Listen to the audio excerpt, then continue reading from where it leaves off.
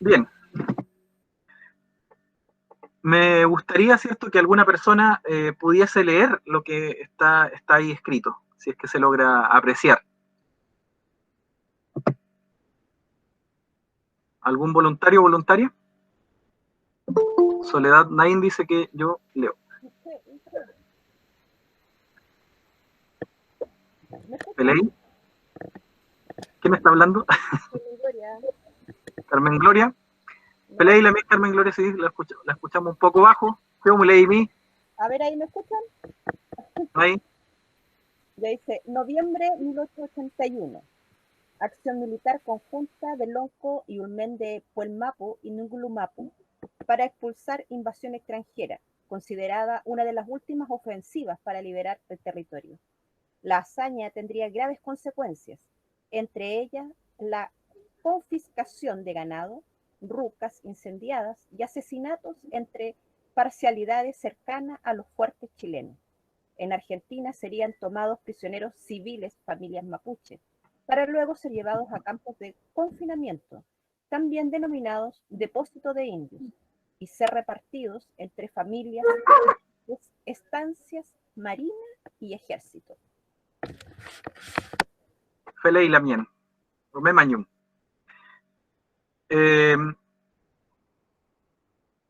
¿Cierto? Esto resume lo que vamos a estar conversando hoy día. Ley Mai Puwinka, con Mai, Aucan Peafin, Feimu, Kiawen Yein, Aucan Dungu, ¿cierto? Es lo que dice ahí. Se extrajo eso de Pascual Coña, ¿cierto? Memorias de un cacique mapuche. Es un libro que está disponible, yo lo he visto en las librerías de Temuco al menos, está también disponible en las librerías de Valdivia y Pucón, si alguien deseara leerlo, y también está disponible en línea como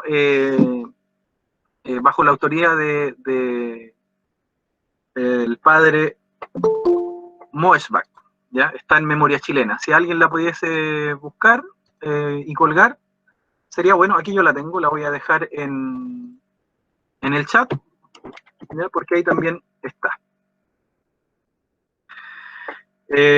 Quisiera que escuchen este toque de trompeta. También voy a enviar el link de mi peñi Lev Kaniupil, quizás algunos lo conocen, han escuchado hablar de él, porque vamos a partir, ¿cierto?, hablando de esto, de la importancia de los toques de la trompeta. Ojalá que se escuche.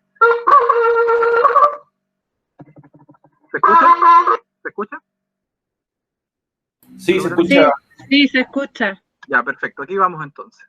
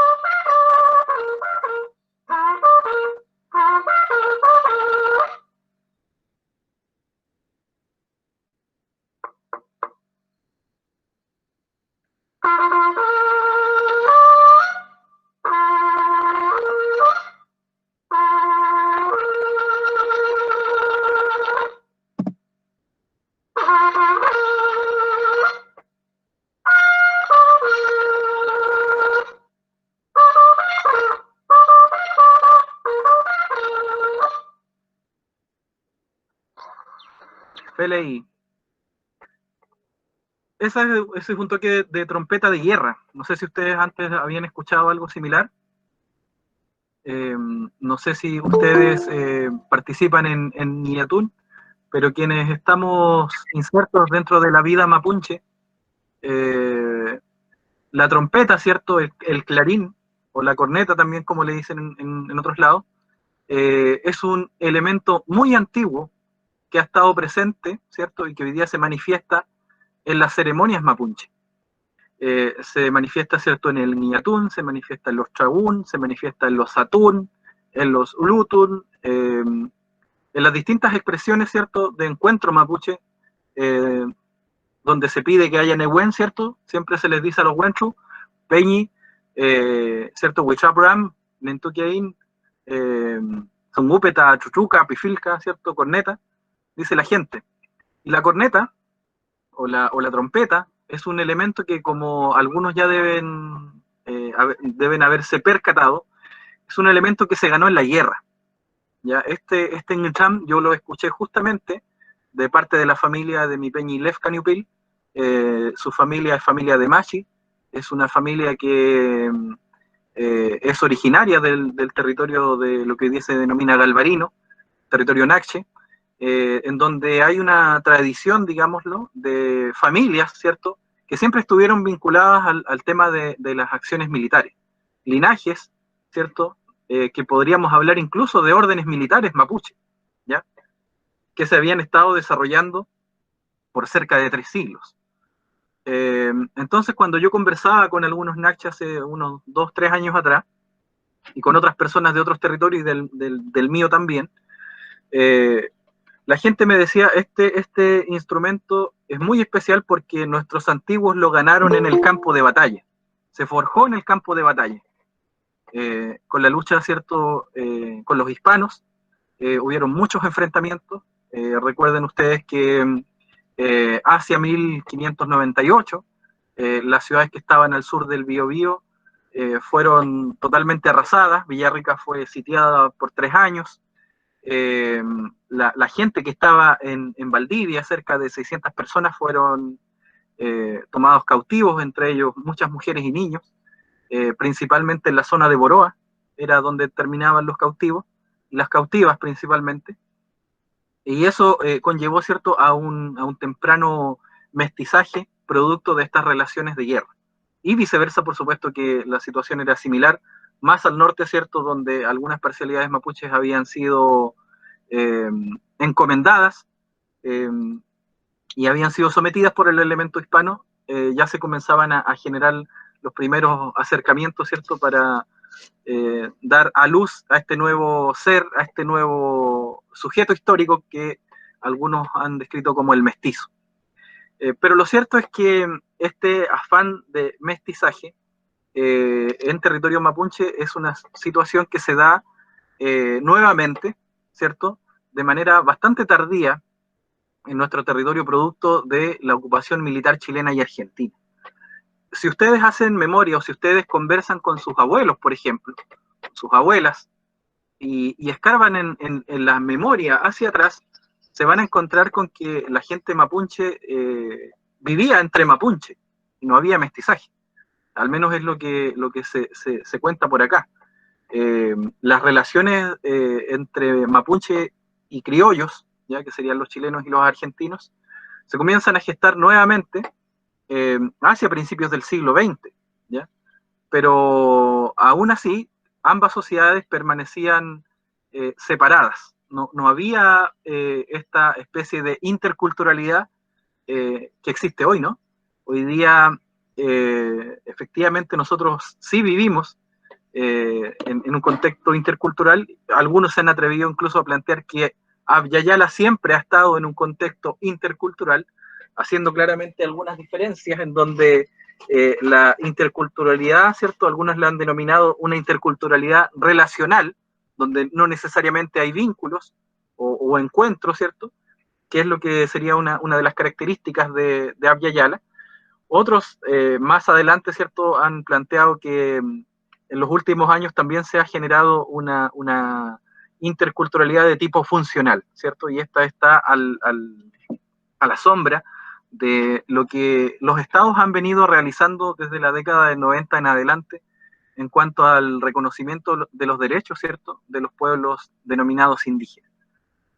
Por lo tanto, siempre hemos estado en una suerte de relación intercultural, pero estas relaciones han sido tensas, y por esa razón es que la trompeta es uno de esos elementos que a nosotros nos permiten hablar, ¿cierto?, de relaciones complejas y de relaciones de guerra entre las distintas sociedades, ¿cierto?, que se han ido alimentando o relacionando en el paso del tiempo. No es lo mismo, ¿cierto?, la sociedad mapuche que recibe, por ejemplo, al elemento desde el Tahuantinsuyo, la invasión inca, ¿cierto? No es la misma sociedad, ¿cierto?, fronteriza mapuche que dialoga, que parlamenta con los hispanos, ¿cierto? Tanto en el Gulumapu como en el Puelmapu, y no es la misma sociedad, ¿cierto?, que recibe la invasión chilena y argentina a fines del siglo XIX, y naturalmente no es la misma sociedad mapuche que tenemos hoy en día. Por lo tanto, todas estas dinámicas, ¿cierto?, tienen un hilo conductor, y ese hilo conductor ha sido el territorio.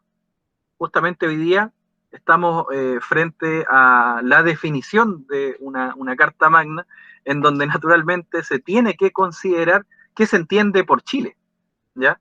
Ya en el Tratado de Tapigüe de 1825, que también hemos estado comentando previamente con algunos de ustedes, se señalaba, ¿cierto?, que el Estado de Chile, o que Chile iba desde el despoblado de Atacama hasta Chiloé.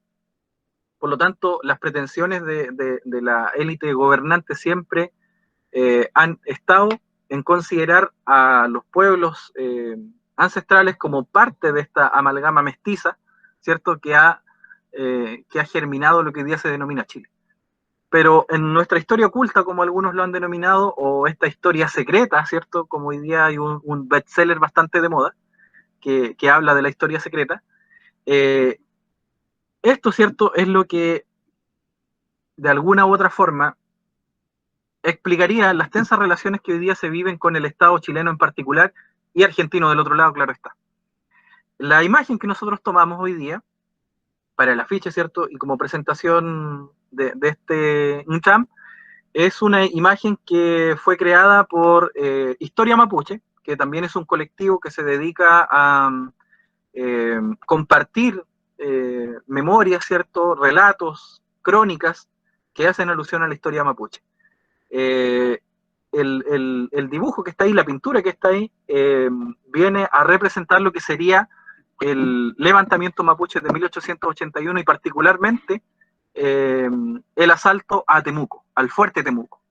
Se dice, ¿cierto?, que una partida de caballerías comandadas por Burgos, Bonifacio Burgos, que era el oficial a cargo de la caballería que estaba ahí en el fuerte Recabarren, embestió contra la caballería mapuche que se abalanzaba fila tras fila, ¿cierto?, en contra del fuerte, pero que fueron acribillados, como ustedes lo podrán apreciar ahí, si es que se logra, ¿cierto?, por descargas de fusiles que provenían desde el interior del fuerte.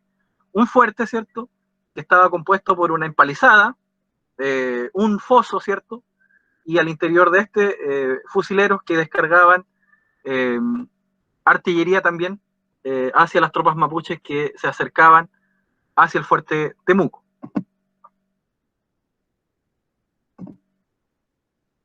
El examen de hoy lo podríamos resumir en estas 4 grandes ideas. Existe una invasión militar, ¿cierto?, que algunos de ustedes ya también deben conocer, que nosotros podríamos ubicar entre 1860 y 1887, si es que tomamos la periodificación tradicional, ¿cierto?, la periodificación occidental.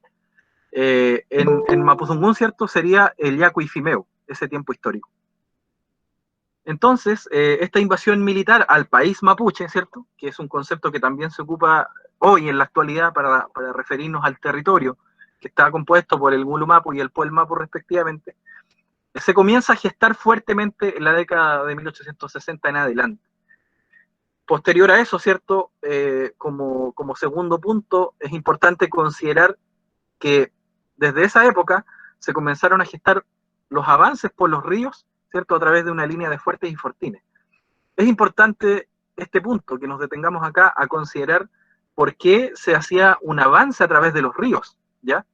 Lo mismo ocurrió, ¿cierto?, en las campañas que se hicieron tierra adentro, en la denominada Pampa Argentina, también se hizo a través de los ríos, ¿ya? En el caso del Gulumapu, el río Biobío, el Mayeco, Traillén, Cautín, Tolten y Cruces, ¿cierto?, serían el escenario de esta invasión militar, de barcos a vapor que se comienzan a internar río arriba, ¿cierto?, y los fuertes que se comienzan a levantar también en la región y que hoy día dieron paso, ¿cierto?, a varias de las comunas que componen la región de la Araucanía. Lo mismo ocurrió en Puelmapu, ¿cierto?, Chasí-Leufú, el Quelu-Leufú, Carú-Leufú, ¿cierto?, que sería el río Salado, el río Negro, el río Rojo, también serían escenario de esta invasión.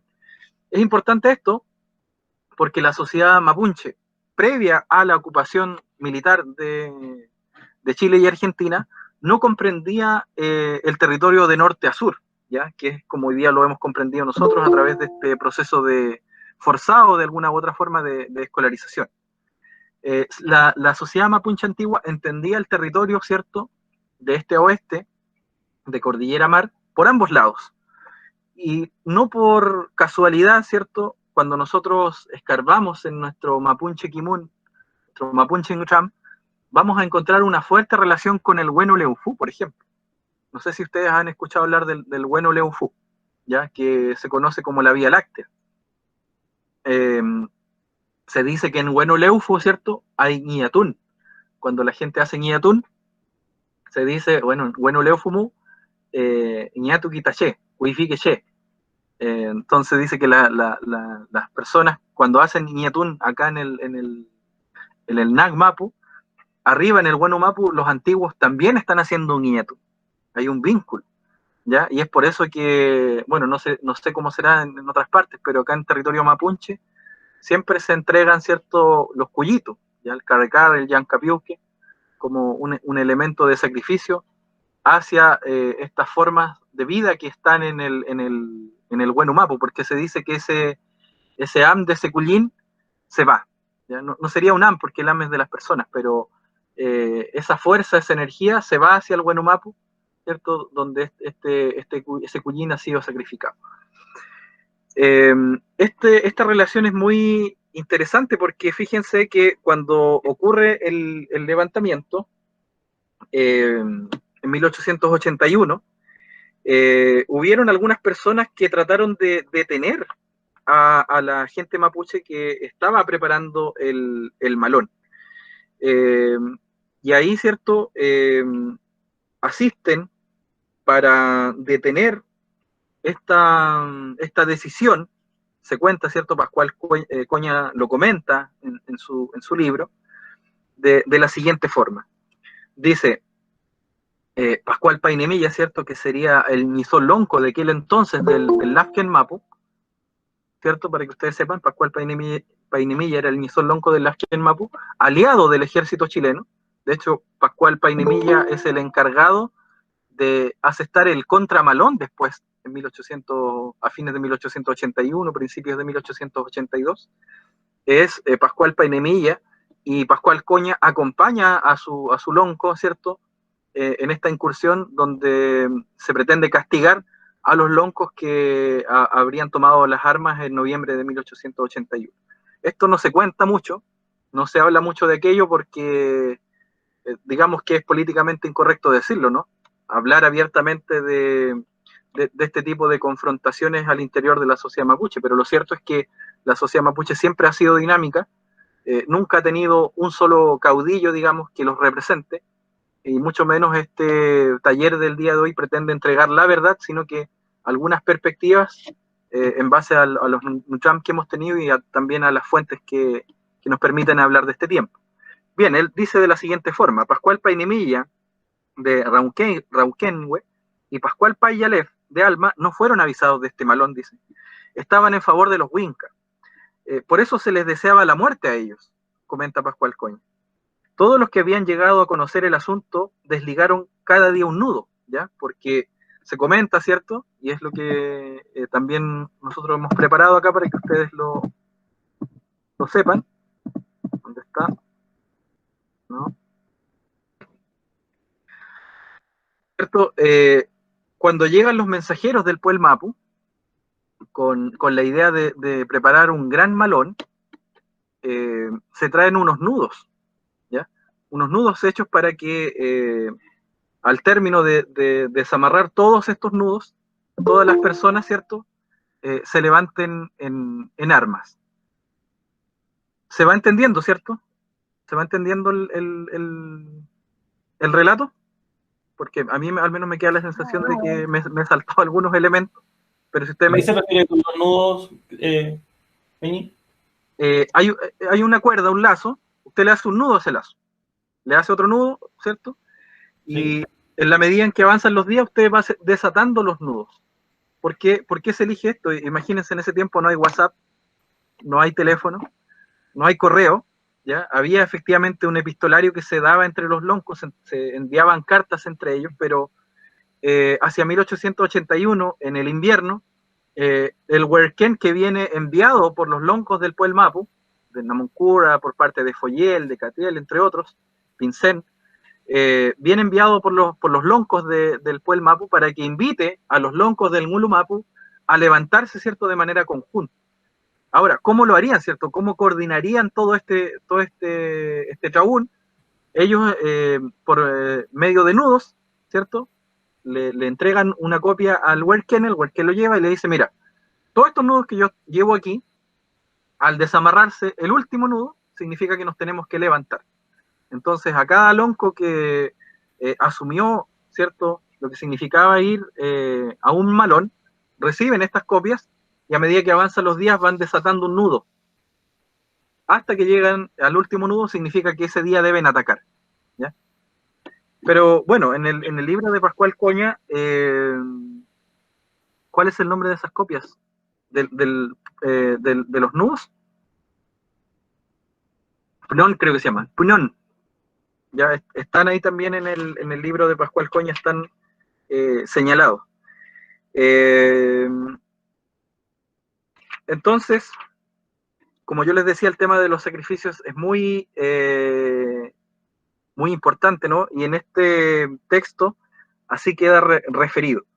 Sigue Pascual Coña en el relato y dice, cuando ya se efectuaron las juntas, era tiempo de hambruna, ya había espigado el trigo, ¿ya? Era el 1 de noviembre de 1881. El asunto llegó a los oídos de ciertos chilenos. Entonces fueron 5 hombres a aconsejar a los mapuches en contra del malón, ¿ya? Purón, gracias Peña, ¿cierto? Purón.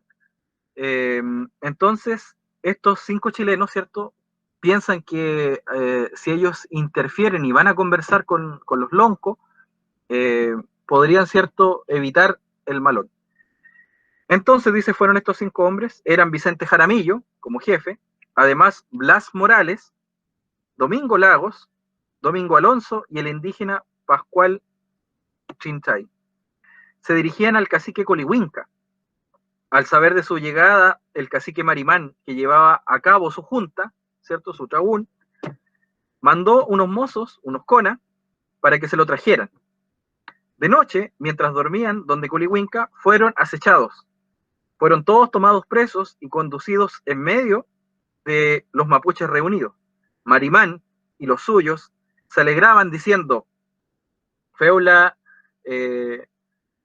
Nuinpu Toro Fachiante Ñatuain. Ya hemos capturado los toros, ¿cierto?, las víctimas. Hoy celebraremos Ñatún. Según se cuenta, fueron atados estos chilenos y vivos se les sacaron los corazones. Con estos corazones hicieron su rogativa a los mapuches y untaron sus lanzas con la sangre de esos hombres. De tal manera, encontraron su muerte los chilenos que intentaron impedir el malón.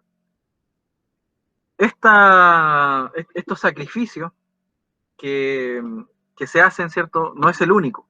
También se cuenta que ahí en el cerro Conungüeno, que está en Padre de las Casas, donde hay unas antenas ahora y muchos espinos y también eucalipto, en ese lugar, los machi, ¿ya?, machi huaychafe, dicen que hicieron ñatu y que sacrificaron a 2 prisioneros.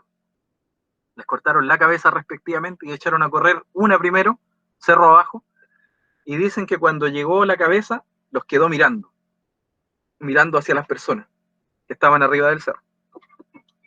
Volvieron a sacrificar a otro soldado que habían tomado prisionero en las inmediaciones de Temuco y vuelven a hacer rodar su cabeza hacia abajo. Y nuevamente la cabeza del soldado queda mirándolos a ellos. Ese era un anuncio de que, al parecer, el intento de sublevación mapuche, ¿cierto?, de resistencia armada, iba a fracasar. Aún así, varios loncos, ¿cierto?, se sumaron al malón de 1881. Me gustaría, ¿cierto?, que escucháramos un relato de Huichañañay, ¿cierto?, acerca del Futamalón, en donde se señala cuáles serían estos loncos que participaron en el Futamalón de 1881.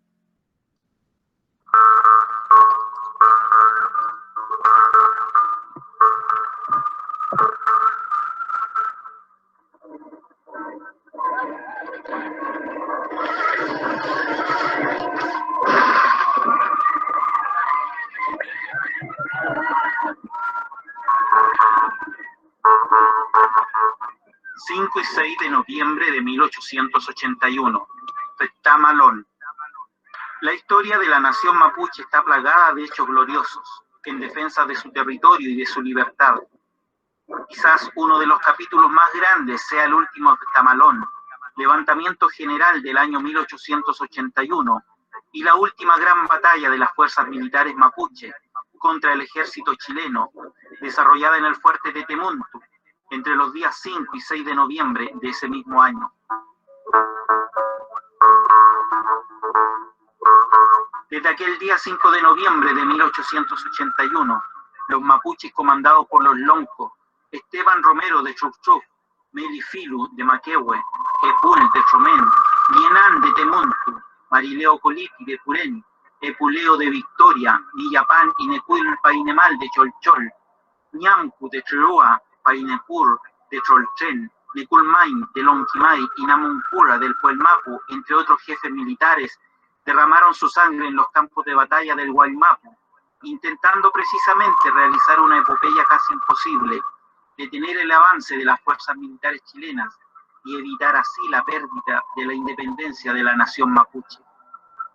Sabían quizás que no podrían ganar y que la mayoría de ellos moriría en este levantamiento. Sin embargo, se organizaron y lucharon, dejando en claro que la entrega de la independencia mapuche debía pagarse con la vida, ya que el sacrificio anterior de tantos toqui y huaychape frente a los españoles no podía haber sido en vano.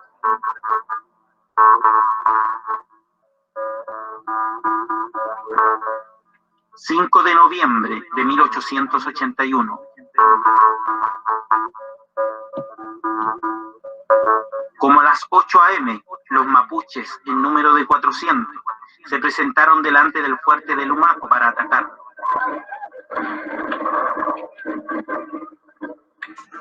El capitán Juan Barra, con 45 hombres del escuadrón cívico de Lumaco, protegido por 20 infantes del batallón movilizado Ñuble, rechazó el ataque, pero los mapuches, después de haberse retirado, intentaron otro.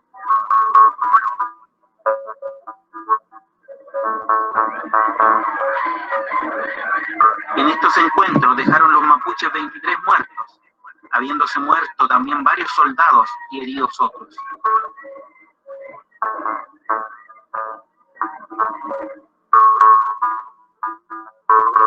...9 de noviembre de 1881.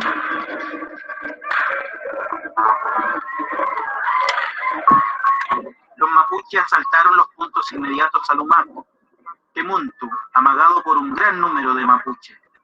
Hasta este momento se ignora el resultado de los combates.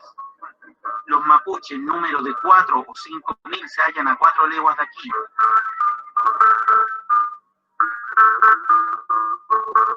...12 de noviembre de 1881.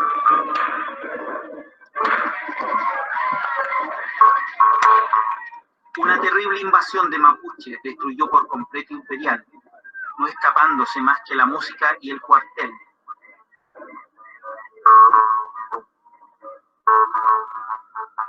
Más de 400 personas se encuentran aisladas en este pueblo, sin contar unas 80 que aún están ocultas en el monte.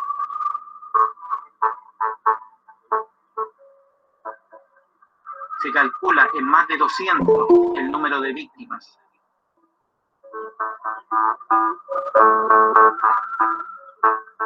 ...12 de noviembre de 1881.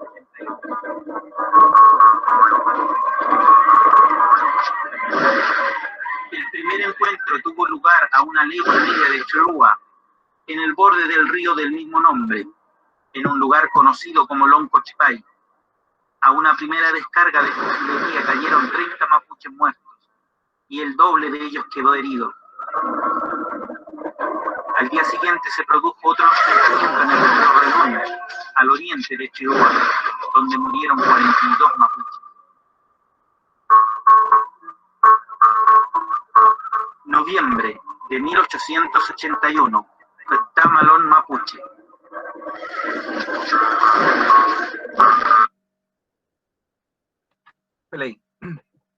Está disponible en internet, ahí copiamos el link para que lo puedan revisar más tarde. Hay que preguntarse, ¿cierto?, necesariamente, ¿Qué causas habían motivado este levantamiento? En la presentación que ahí ustedes pueden apreciar, se ve la forma o la estructura que tomó, ¿cierto?, la invasión a través del avance por los ríos.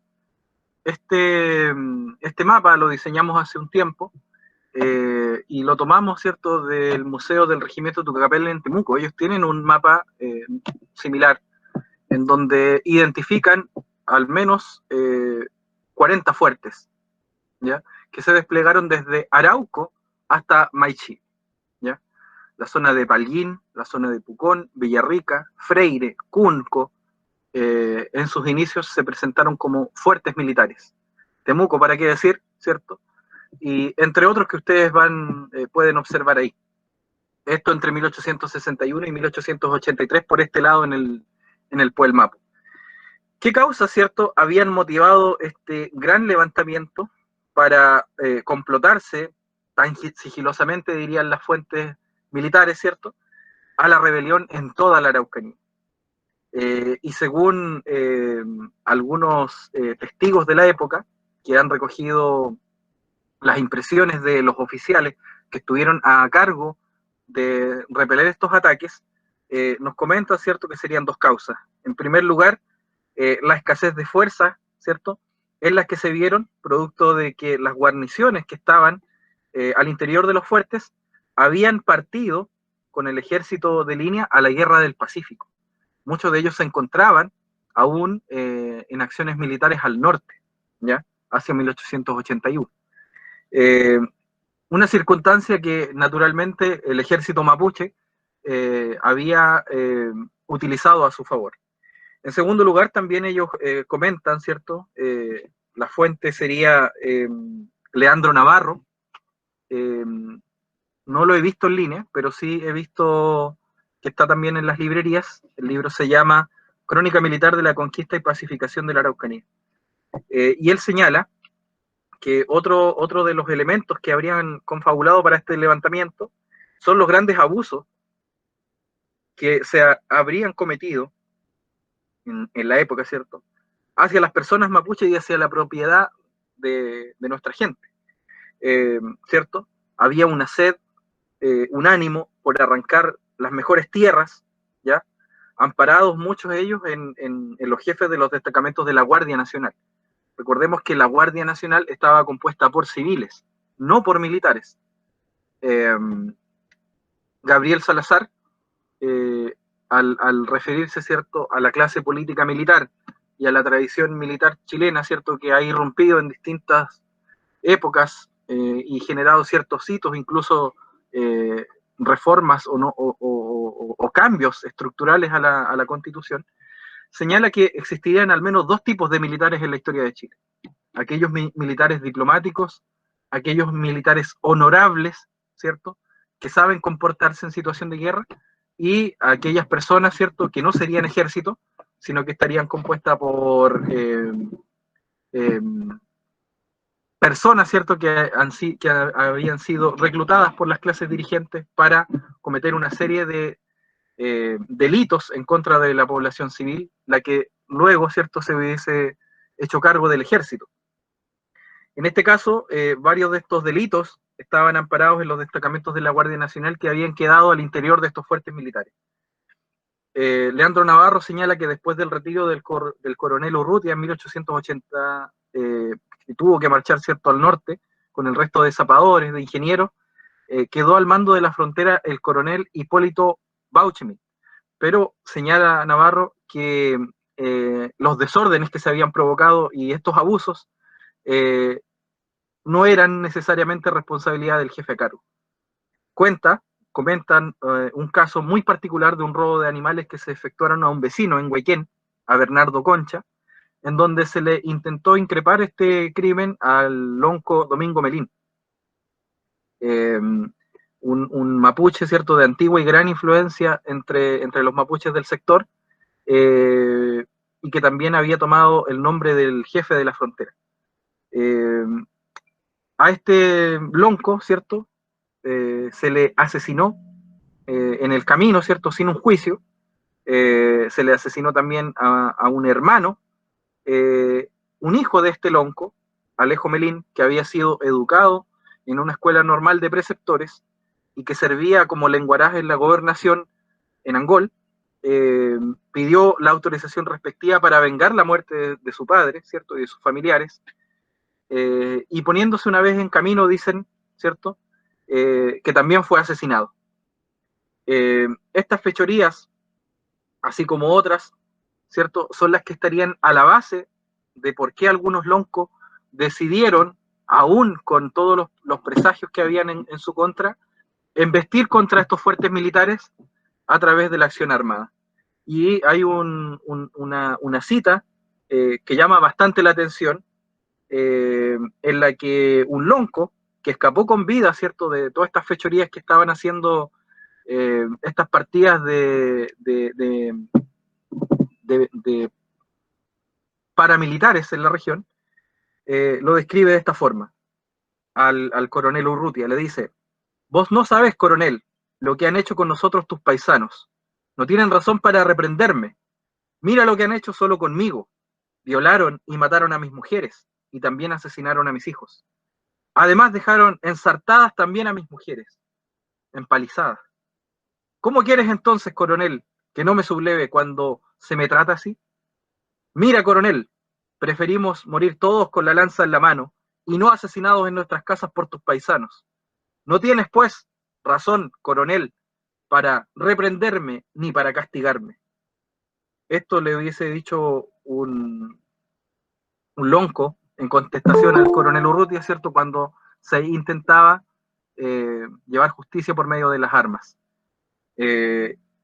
Naturalmente, Urrutia responde y él señala, comillas: cuando me fui a Perú, dejé la Araucanía en completa paz, y cuando volví, la encontré en completa revolución.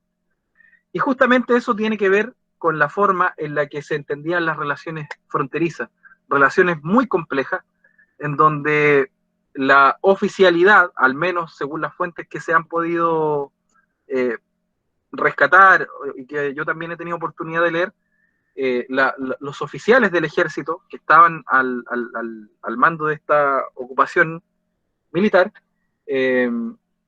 venían, ¿cierto?, con la intención de ojalá no disparar ningún fusil en lo que se denominó en ese tiempo la pacificación de la Araucanía. Era una de las estrategias con las que se venía ingresando al territorio.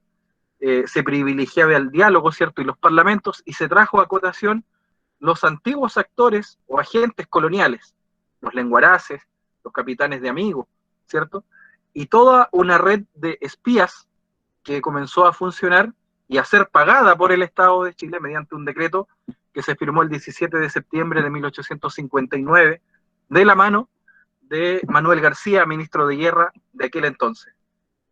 Entonces vamos a encontrarnos con un panorama sumamente complejo, en donde los lafkenche, por su parte, tempranamente se alían con el ejército. ¿A razón de qué? Las guerras civiles, ¿cierto?, que se habían estado desarrollando durante la primera mitad del siglo XIX, ¿cierto?, durante las primeras décadas, los primeros años de la República en Chile, habían sido unos años sumamente turbulentos, en donde la élite todavía no podía encontrar la forma ideal, ¿cierto?, en la que iba a proyectar el Estado-Nación. Hay algunos que planteaban, ¿cierto?, que el poder se tenía que ejercer de manera centralizada en Santiago, ¿cierto?, en donde el Estado, el país, ¿cierto?, fuera uno solo. Mientras tanto, otros planteaban la idea de que los cabildos, ¿cierto?, mantenieran su autonomía y que el Estado se definiera como un Estado federal. Vale decir, cada territorio es autónomo, ¿cierto?, y en base a lo que las asambleas o los cabildos vayan decidiendo, sus vecinos vayan decidiendo, ¿cierto?, se llevaba esa voz a un nivel central. Eso no prosperó. Como todos nosotros sabemos, tenemos un Estado central, unitario, y es en ese contexto en donde la sociedad mapuche se va haciendo parte de estas luchas de los huequecañé. ¿Ya? Huequecañé podríamos definirlos como los otros nuevos enemigos, ¿ya?, que serían los criollos chilenos y argentinos.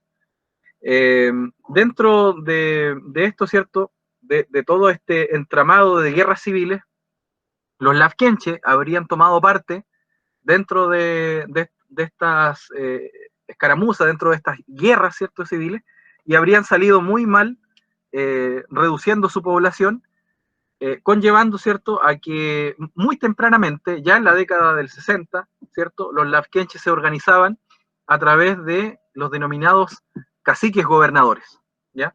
Ahí tenemos un extracto de las últimas familias y costumbres araucanas, como se ha denominado, ¿cierto?, que es un libro que escribe Manquilef y Guevara, que también vamos a compartir el link acá, está en Memoria Chilena, lo pueden descargar, lo pueden revisar, y ahí, ¿cierto?, se va señalando que tempranamente algunos loncos, ¿cierto?, habían sido designados bajo el cargo de caciques gobernadores. Y eso también nosotros lo podemos rastrear hacia 1860 en un documento que también firma el ministro Manuel García, en donde se nombra, ¿cierto?, cuáles son estos loncos, caciques también se les denomina, gobernadores, ¿cierto?, que estarían recibiendo un sueldo por parte del Estado. Estos serían, ¿cierto?, a saber, el cacique Juan Hueramanque, el cacique Juan Mariñanco, el cacique Juan Polma o Porma, también aparece en las fuentes, y el cacique Juan Lepiñanco.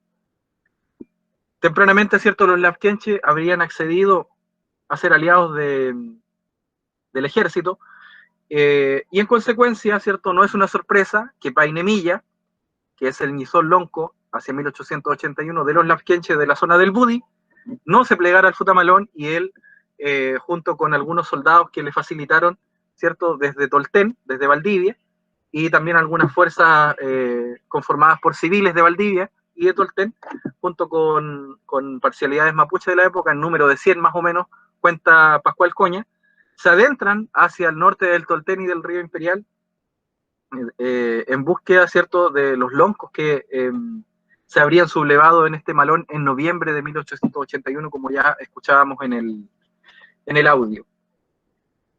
¿Va quedando claro hasta ahora, cierto, lo que estamos conversando? ¿Hay alguna duda? Ay, Daniel, yo quiero hacer una pregunta. Peley. Bueno, usted decía recién que los lafkenches eran de la zona del Budi, ¿cierto?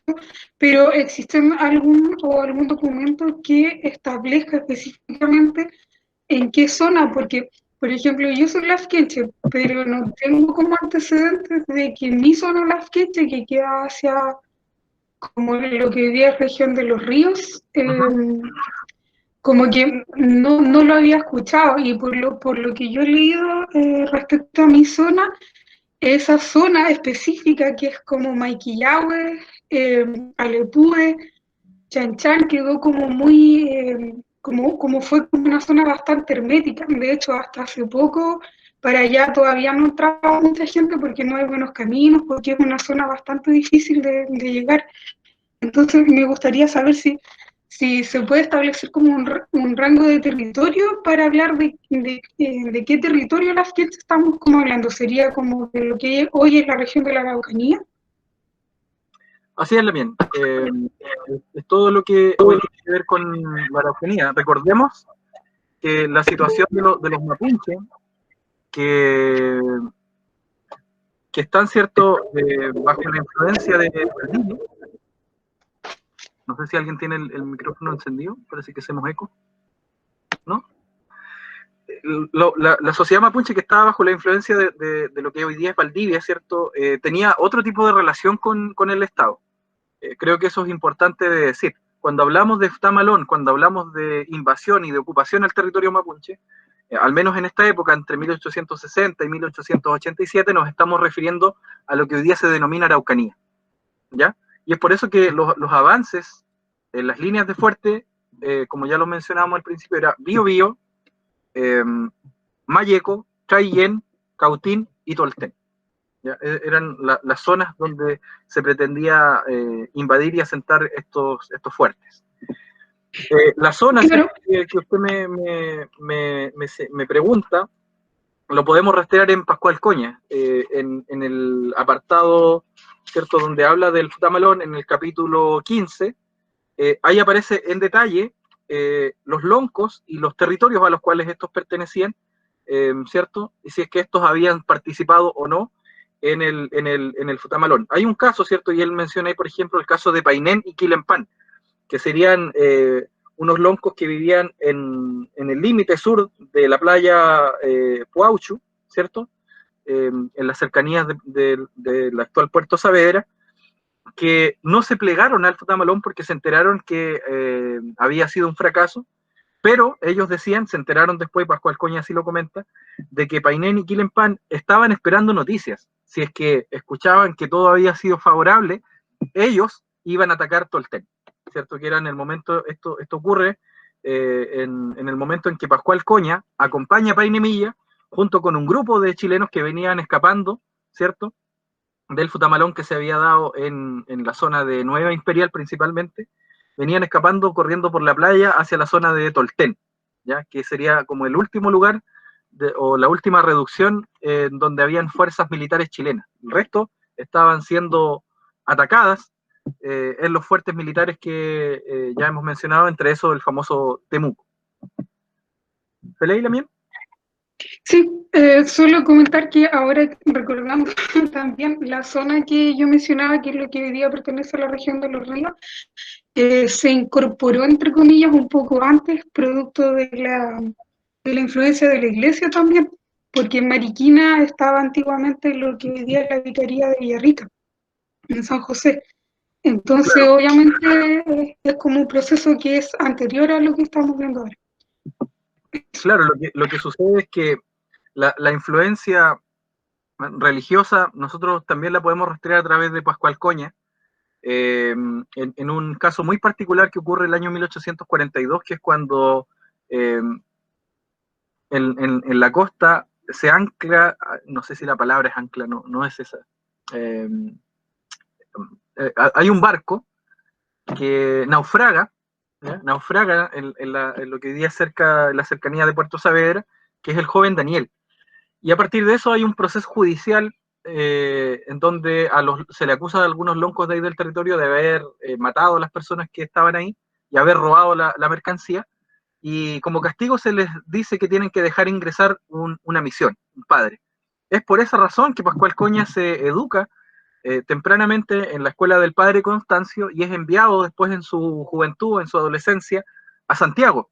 Y él está allá una temporada y vuelve. Y es por esa razón que Pascual Coña tiene esta relación con los curas, ¿ya? Claro, uno puede decir Pascual Coña es un libro interesante, qué sé yo, pero si nosotros leemos el contenido de Pascual Coña, nos vamos a encontrar con que el Peñi, digamos que para este tiempo no tuvo una acción a favor de sus propios paisanos, como se diría en el lenguaje de la época, de sus compatriotas, sino que estuvo, ¿cierto?, del lado chileno, y es por eso que la figura de Pascual Coña es controversial en el Afkenmapo. Me ha tocado escuchar en algún chan por ahí que a Pascual Coña no lo tienen en muy buena estima en algunos territorios, porque dicen que él se alió con los curas, dejó entrar a los curas, que por esa razón mucha gente se volvió cristiana, que abandonó las costumbres, y bueno, si ustedes leen Pascual Coña se van a encontrar con que Painemilla, que es el lonco de Pascual Coña, y Pascual Coña mismo acompaña a Painemilla en el contramalón, ¿ya? Por ejemplo, aquí me gustaría leerles algunos apartados de este contramalón. Dice: contramalón, el encargado de las represalias, que sería Painemilla, correrías para unir los animales de los insurrectos, o sea, ¿cierto? Se estaba adentrando esta comisión en donde Painemilla actuaba como juez, ¿ya? Perdón o muerte, según el rango y los regalos de los culpables. Esto es importante de tener en consideración, que es lo que vino después del malón de 1881, que es lo que muchas veces no se cuenta. Solo nos quedamos, ¿cierto?, en la resistencia, nos quedamos en que se levantaron los fuertes y que luego, más tarde, en 1882, se recupera Villarrica, ¿ya? Pero lo cierto es que antes de eso, antes de que el ejército llegue a Villarrica, en diciembre de 1882, lo que ocurrió fue un contramalón en donde se tomaron muchas cabezas de ganado, y quienes estuvieron a cargo de este contramalón fueron los Lapquenchi, ¿ya?, de la mano de Painemilla. Osadía de algunos de los caciques más comprometidos, porque hubieron algunos que no se rindieron, ¿ya? Mientras que los humildes, dice el texto, como siempre, pagan el pato. Los días, dice en el 1 de este apartado, los días 2 días, digo, estábamos en la casa, cuando llegó un mensaje de Painemilla, dice Pascual Coña, que decía, debes venir, nos juntaremos en Tolten. Mañana, pues, tenemos que ir de nuevo, dijo el mensajero. A caballo volvimos a Tolten y encontramos al cacique Painemilla empeñado en reunir un gran número de hombres. Lo hizo por orden del gobernador Pascual López de Tolten. La concentración tuvo lugar a este lado, al lado norte del río Tolten. Llegó allí la gente de Queule, atravesaron el río los habitantes de Tolten y nosotros también habíamos ido en buen número.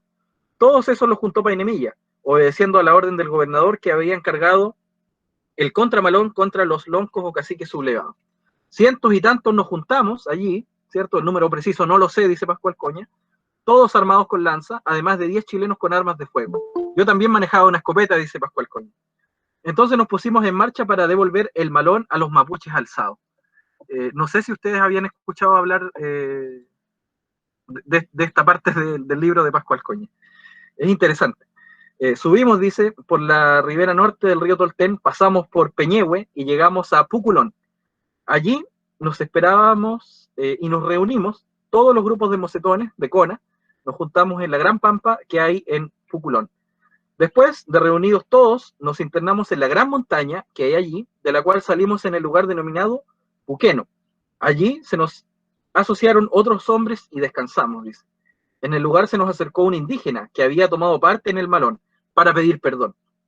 Luego dijo el chileno Juan Peña, comillas, este sujeto malo de indio nos asaltó en Peñehue. Si recuerdo bien, dijo que había dado muerte a su madre y además arrebatado todas sus cosas. Hoy lo mataré, cierre comillas, dijo el Juan Peña. Llevó a un lado al mapuche, tomó el fusil y descargó, pero el arma no estalló. Entonces pidió la escopeta a otro chileno de nombre Juan Aburto.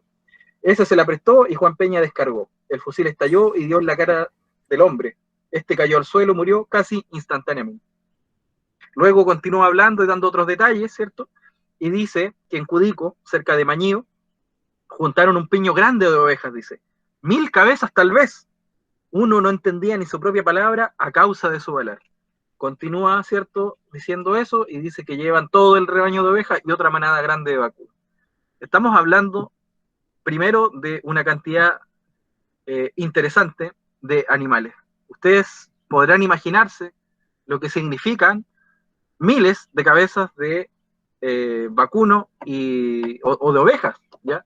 La cantidad de pastos que requiere ese animal. Quienes viven en el campo, quienes vivimos en el campo, sabemos que un animal come todo el día, ¿ya? Los caballos son los que más comen, esos comen día y noche, ¿ya? Las ovejas, ¿para qué decir? Los vacunos, ¿para qué decir? Entonces ustedes consideren que si se están reportando esta cantidad de animales, ¿cierto?, en el contramalón, es porque había una sociedad mapuche profundamente ganadera, primero que todo, y lo otro, teníamos un territorio que permitía, ¿cierto?, criar una cantidad no menor de animales vacunos, que era una de las principales características, junto con los caballares, ¿cierto?, de la economía mapuche. Ya recordemos que para esta época la sociedad mapuche se caracterizaba por el comercio, ¿cierto?, que desplegaba en las zonas de frontera o con algunos pueblos, como Valdivia, como Angol, por ejemplo, o como las estancias que estaban al sur de Buenos Aires, ¿ya?, donde había mucho intercambio comercial. De ahí que viene la palabra cuyín, ¿cierto? Cuando ustedes quizás han escuchado cuando la gente de repente dice, no, ni el an cuyín, ni el ay cuyín, ¿cierto? Haciendo alusión como al dinero, pero el dinero mapuche del siglo XIX es el cuyín, o sea, son los animales, ¿ya?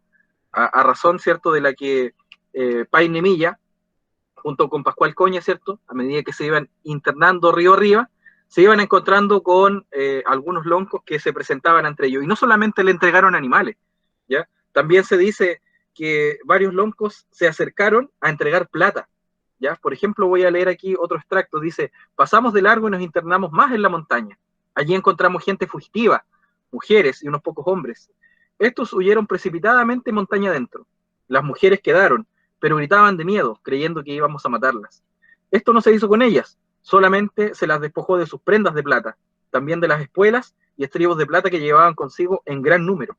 Una parte de los mocetones, de los conas, se ocupó de eso, la otra parte juntó las vacas y yeguas que había, ¿ya?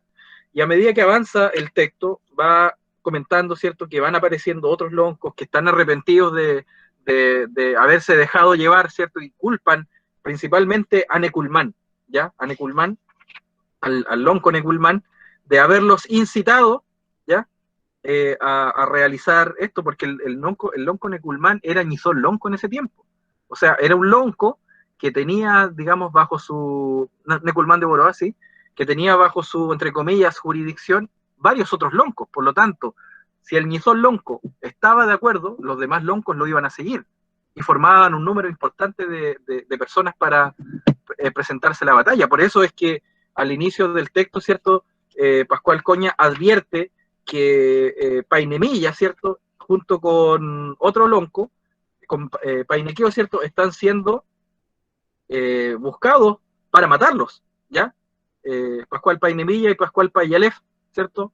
No se les avisó del malón, porque como ellos eran aliados, se sabía que eran aliados de los chilenos, en el mejor de los casos, si es que hubiese habido una victoria en este Futamalón de 1881, lo más probable es que estos loncos hayan sido pasados luego después por las lanzas. Eso no ocurrió, ¿ya? Y es por eso que Painemilla va tomando animales, va tomando la plata y se la presenta al gobernador, ¿ya? Más adelante dice, allí recibió el gobernador los animales maloqueados, ¿ya? Que habían llegado desde Tolten. Además hizo entrega de otros animales. Payalef, ¿cierto? También había reunido en otras correrías otros cuantos animales, ¿ya? Los pobres mapuches ya no poseían ni casas siquiera, se les habían reducido a cenizas todas.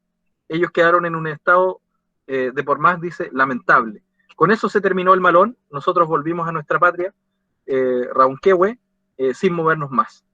Yo haciendo los cálculos estimo que este Futamalón se extendió por todo el verano, ¿ya? Al menos hasta marzo, abril. En Pascual Coña nosotros podemos encontrar algunos indicios de que el malón se extendió por todos los meses de verano. Bueno, después de eso, en el capítulo 16, viene el famoso viaje a Buenos Aires, ¿ya? Que realiza Pascual Coña, que a todo esto se realizó un documental que se llama La Antigua Ruta al Puelmapo, que también está en YouTube. Antes nosotros teníamos este video que también nos fue facilitado por su director, pero hoy día está disponible para todos y también aquí lo estamos compartiendo en el chat, ya para que lo revisen. Claramente en ese documental no se señala en absoluto de que Pascual Coña junto con Painemilla que hacen este viaje, ¿cierto? Para conversar, para tratar de influenciar, ¿cierto?, las decisiones de Roca, ¿ya? De Julio Argentino Roca, que había tomado prisionero no solo a los Cona y a los loncos, sino que había tomado también prisionero a las mujeres, a la familia, a los niños, a los ancianos, de los loncos que se habían sublevado, ¿cierto?, que se habían levantado conjuntamente en 1881.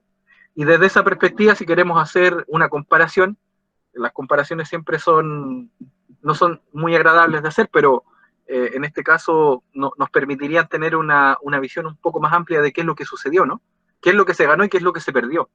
Bueno, en el caso del Ngulumapu, lo que vino después de este último Futamalón, ¿cierto?, es la toma, la posesión de Villarrica, el 1 de enero de 1883, en donde se reúnen, ¿cierto?, los loncos, Epulef, Penchulef y Aburto, ¿cierto?, en un collam, en Putue, donde a regañadientes, ¿cierto?, Epulef entrega a Villarrica. Epulef no quería entregar Villarrica, claro está, ¿ya? Pero las circunstancias y el hecho de haber perdido este gran malón, ¿cierto?, conllevaron a que Epulef entregue Villarrica después de casi 2 siglos, ¿ya?, en donde ningún elemento extranjero había podido pisar Villarrica. Se había hecho un intento fallido en 1848, ¿ya? Se llega a las ruinas de Villarrica y ahí también hay una crónica que escriben las memorias del gobernador de Valdivia, pero esta misión fracasó. Ya también la hemos comentado en ocasiones anteriores. Lo que ocurrió allí fue que los loncos de Pitufquén estaban con temor de que los loncos del otro lado del Tolten, principalmente de Maquehue, viniesen a hacerles un malón porque estos mapuches del sur del Tolten habían amasado una gran cantidad de animales, ¿ya? Que habían traído desde el Puel Mapu, y su número, en comparación con los de Maquehue, era inferior, y por lo tanto habían hecho los esfuerzos y las gestiones para que desde Valdivia se colocara una emplazada militar en Villarrica que pudiese socorrer a estos locos. Era una estrategia más que nada, de la mano de sus propios intereses. Ahora, las comparaciones, ¿cierto?, fueron bien complejas. En el caso del Mulumapo, ¿cierto?, luego del Tamalón se comienzan a entregar los famosos títulos de merced, ¿ya? Obviamente que ese proceso estuvo plagado de irregularidades.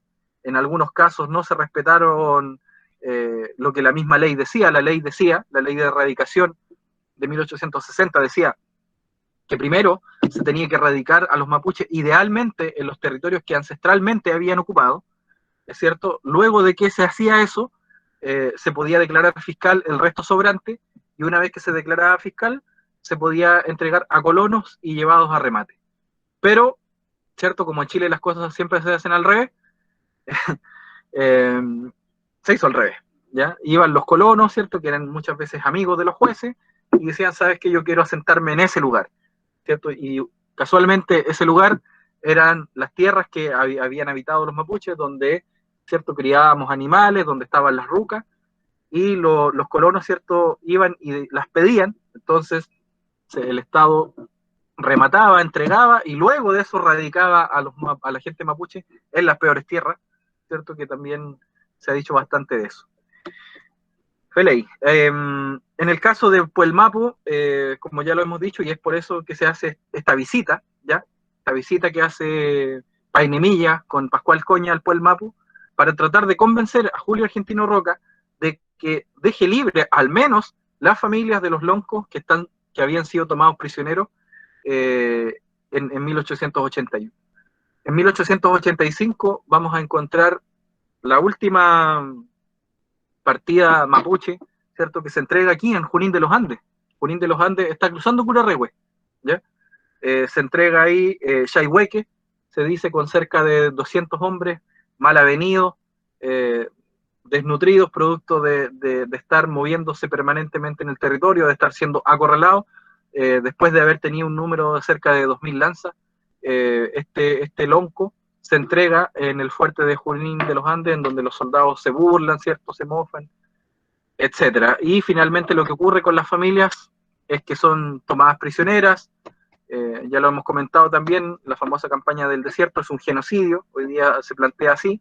Las familias son llevadas, ¿cierto?, a pie, sin mayores provisiones, ¿cierto?, sin agua, sin alimentos, algunos van quedando en el camino, son llevados a los depósitos de indios que están en Argentina, ¿cierto?, para esos fines. Me parece que no coloqué ningún mapa que hable o que grafique eso, no. Y bueno, después son entregados en estancias, ya los niños, las niñas, las mujeres, ya, los hombres al ejército y la marina, como leía la mía Carmen Gloria al inicio. Así que yo les recomiendo que vean ese documental, pero claro, en ese documental no se habla de que Painemilla antes había hecho el contramalón, de que había sucedido todo esto, sino que se habla solo del viaje que hacen. Ya, logran hacer el viaje, logran entrevistarse con Roca. Roca, de hecho, les entrega una cantidad de tierras bien significativa a la comitiva. Ellos no la aceptan, vuelven y ingresan por el lado del Omquimay hasta el Budi. Es un viaje que dura un poco más de un año, entre 1882 y 1883, y para gusto de algunos es el viaje mejor documentado que hay, ¿cierto?, del siglo XIX de mano, de voz de los propios mapuches. Peley, ¿alguna acotación, alguna pregunta?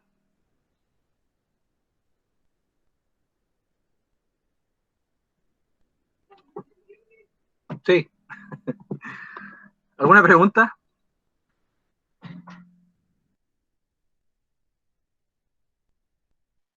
Fabule Peñi. Fabule Nienki Ramtun.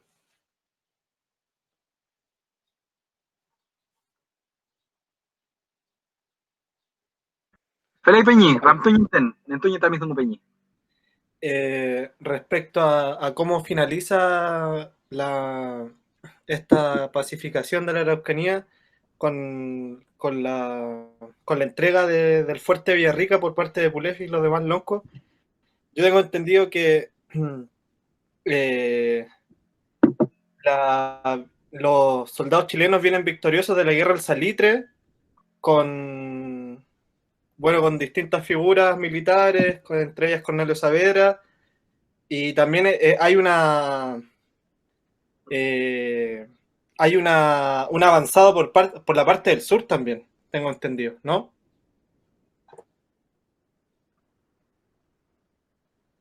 Pelay Peñi. Porque la colonización en el Futa Wilimapu fue mucho más anterior a la de este sector y claro, creo que la situación era como... Estaban rodeados, estuvieron sitiados muchos años y ahí fue cuando entregaron la ciudad de Villarrica.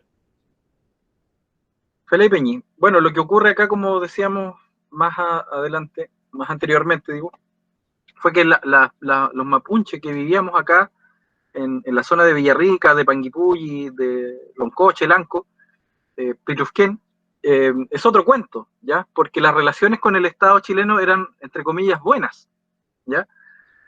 Por lo tanto, los loncos de acá no tomaron participación dentro del Futamalón de 1881. Los que toman una participación activa son principalmente los loncos de las cuencas del río Cautín, del río Imperial, del río Ayipén, ¿ya? Y de la zona de Cholchol, de la zona de Galvarino, la zona de Lumaco, ya la zona de los fuertes que están ahí en Malleco, son los que toman una parte más activa en el malón, pero los loncos de la zona de Villarrica, de la zona de Valdivia, de Mariquina, de Panguipulli, no intervienen dentro de este malón, ¿ya? Por justamente las razones que yo le comento, las relaciones mapuche con Valdivia eran otro cuento, ¿ya? Es otro el asunto que se va desarrollando acá. Por lo tanto, lo que ocurre en el malón de 1881 se tiene que entender en ese escenario, ¿ya? En ese contexto de lo que hoy día se denomina Araucanía, pero que no considera la parte de Villarrica.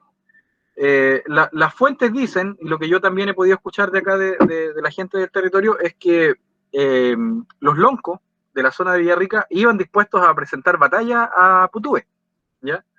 Se dice que habían cerca de 400 conas ejercitando, haciendo ejercicios militares previo a la conversación que se tiene con Urrutia, ¿ya? Es Urrutia el que conversa acá.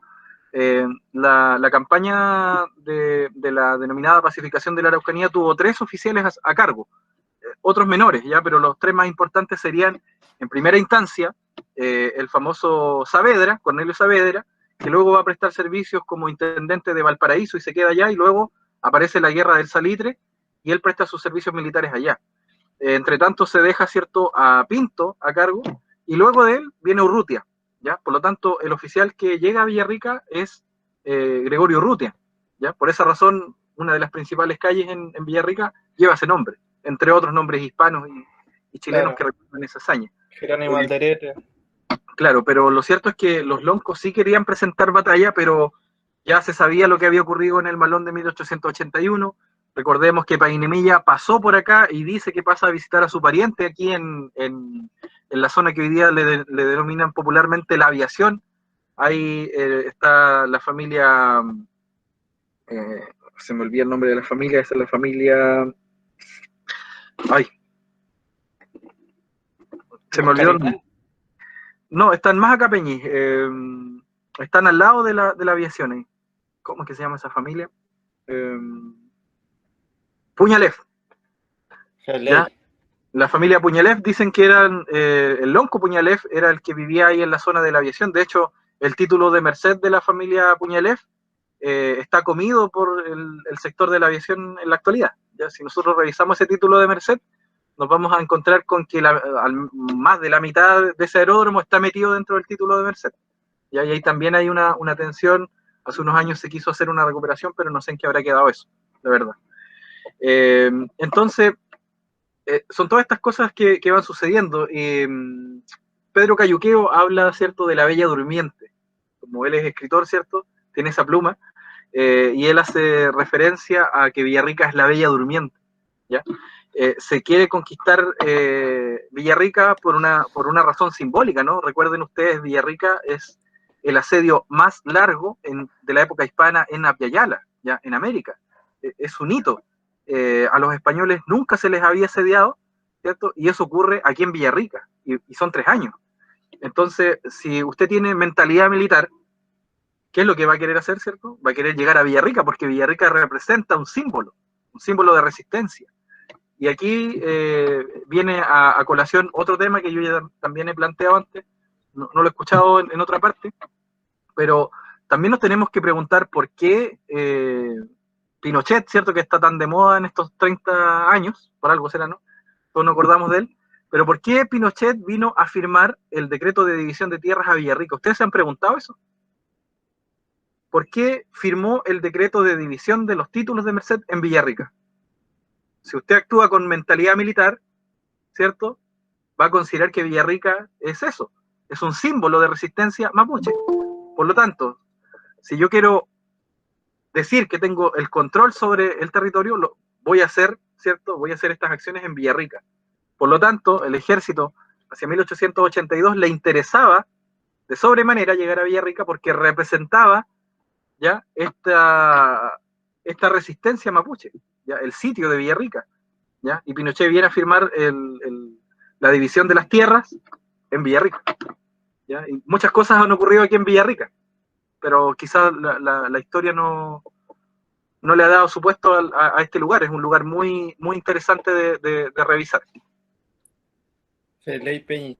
El último alcance, yo había leído algo como de estos libros un poco más del género narrativo, más del género literario, respecto a Lonco Maguida, que es un lonco ahí de Mayeco, en el que relata cómo había llegado Saturnino de Pulefa a prestar auxilio o ayuda. A lo mejor la visión que se tiene como más pacífica del territorio y de sus actores, quizá igual escape un poco a nuestra comprensión. A lo que quiero llegar es que había como un ímpetu también de prestar auxilio a sus paisanos. Felipe Peñi, es complejo, ¿no?, cuando nosotros tratamos de abordar estas cosas, porque lo que yo he escuchado acá en el territorio, cuando he conversado con los ñempinos y los loncos, y algunos machis, ellos dicen que el territorio de acá, antiguamente nuestros chaque cheyem, nuestros abuelos, nuestras abuelas, tenían un vínculo, una relación muy interesante con el ñen mapu de acá, con los distintos ñen. Y estos ñen les prestaron auxilio en distintas épocas, ¿ya? Por ejemplo, hay un relato de la gente de allá de la zona alta de Liquiñe, o en el Tume, no, es en el Tume. Hay un relato que dice que una machi ocupó las fuerzas de la tierra para expulsar a los soldados que habían llegado desde Argentina, impidiéndole el paso a los mapuches, ¿ya? En Chafún Chico ocurrió esto. Dicen que la machi hizo una oración y levantó un gran viento que arrancó árboles, y con eso, ¿cierto?, pudieron eliminar a los soldados que andaban haciendo malón en esa zona, que eran soldados argentinos. No sé si habrán escuchado hablar alguna vez de ese tipo de encham. Por ejemplo, cuando hablamos del Malle, cuando hablamos del Ñen Mapu o hablamos del Ftapeñi, ¿saben a quién me refiero? Ay. Pelei, ¿cierto?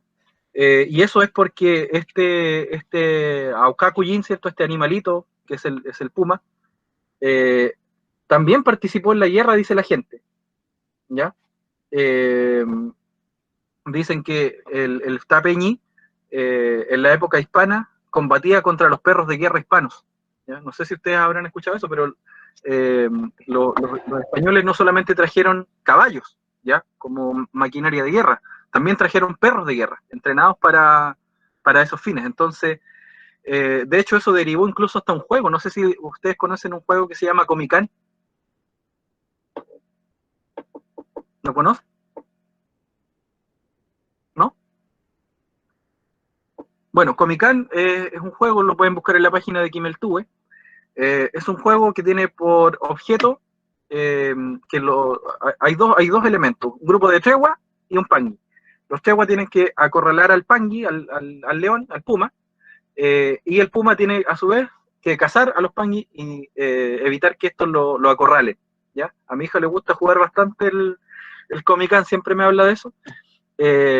Y eso es porque antiguamente la gente mapuche tenía unos vínculos que hoy día difícilmente nosotros vamos a comprender, ¿ya? Bajo la racionalidad colonial que tenemos, vamos a poder comprender estos fenómenos o estas energías, estos nehuen, ¿cierto?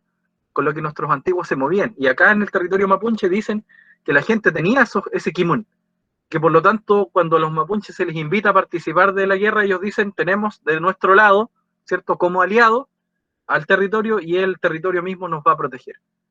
Bueno, no fue así, ¿ya? Desgraciadamente no fue así, porque ya sabemos lo que ocurrió, ¿ya? Se llega a Villarrica, se refunda Villarrica, y lo que sucede después con el tiempo, ¿cierto? Es que se comienzan a instalar los poblados, los fuertes.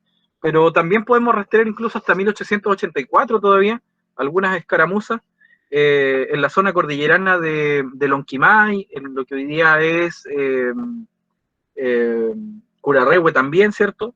Y eso lo menciona José Miguel Varela en un texto muy interesante que se llama Un veterano de tres guerras, que también invito a leer, está disponible en librerías, es muy bueno el texto. Y él señala su vivencia acá en el territorio, y hacia 1884 él dice que hubieron algunas escaramuzas entre los soldados que estaban apostados en el fuerte de Lonquimay y partidas argentinas que se encontraban merodeando el lugar, atacando a la población mapuche que allí residía. Y cuenta, cierto, que todavía hacia 1884 habían grupos mapuche que se oponían tenazmente a la presencia huinca en el territorio.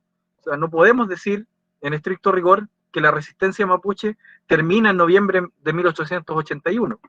Ese es un hito, pero lo cierto es que, según la fuente, todavía hacia 1884, e incluso más, alguna vez me tocó conversar con algún peñi del Lafken Mapu, de la zona del Budi, y me decía que todavía hubieron escaramuzas a principios de 1910 en la zona, ya escaramuzas militares donde algunos CONA, proveídos de lanzas, de riñi, de waiki, ¿cierto? Se oponían a cualquier intento de llegada extranjera al territorio, ¿ya? Pero lo que ocurre, y lo interesante del Malón de 1881, es que es una acción conjunta entre las fuerzas militares del Ngulu Mapu y del Puel Mapu. Eso nos lleva a nosotros a pensar en el tipo de relaciones que existían entre los territorios y las personas que lo habitaban, la organización que allí había, ¿ya? Porque necesariamente preparar soldados, preparar CONA, ¿ya? Conlleva toda una logística, tienes que alimentar a esas personas, ¿cierto? Les tienes que armar, las tienes que entrenar, ¿ya? Por lo tanto, nos habla de que hay toda una estructura social, político-social, mapuche en la época. No por nada todavía en los Ñatún se escucha la figura de los sargentos de los capitán Cona, ¿ya? En Mapuzungún serían los Gunen Cona y los Calfu Cona, ¿cierto? Los que estarían presidiendo la ceremonia, pero en muchos territorios todavía se da solución al sargento, ¿cierto? Y al capitán, porque antiguamente los loncos tenían sargentos y capitanes, ¿ya? Que eran los que se encargaban de disciplinar a los Cona, ¿ya? El concepto Weichafe, yo siempre lo digo, es un concepto que ha sido reivindicado, pero en la actualidad. Antiguamente los loncos, según las fuentes que hemos podido rastrear y las conversaciones que hemos tenido, la gente se refiere a estos jóvenes como Cona, no como Weichafe, ¿ya? Para que también tengamos esas claridades.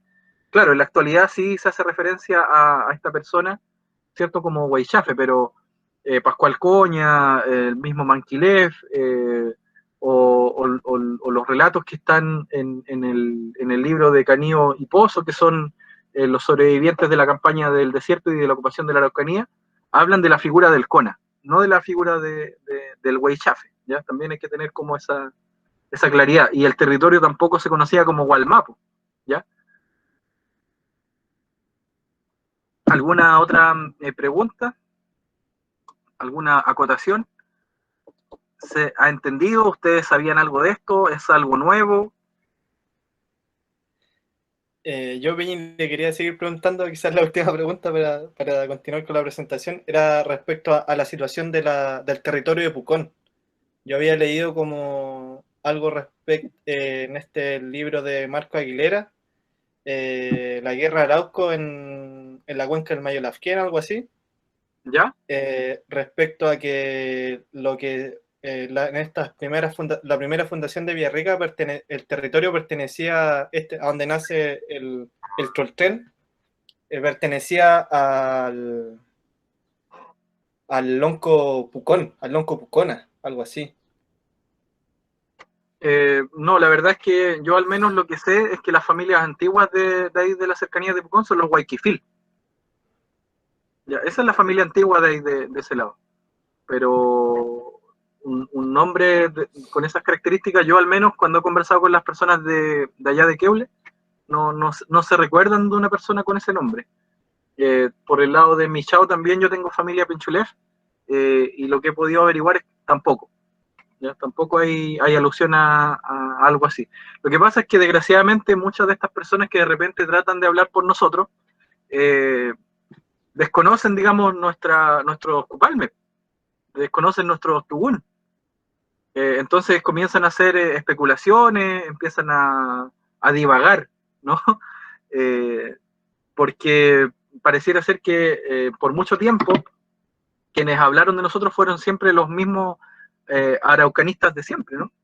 Y eso conllevó toda una formación literaria incluso, ¿ya? Cuando leemos los cuentos araucanos, por ejemplo, que yo siempre hablo de esta persona de nombre, se me olvida su apellido, pero es familiar de la primera dama, Alicia Morel se llama, falleció, pero ella dejó una producción literaria en donde hace referencia a la sociedad mapuche a través de un texto que se llama Cuentos Araucanos. ¿Por qué lo nombro?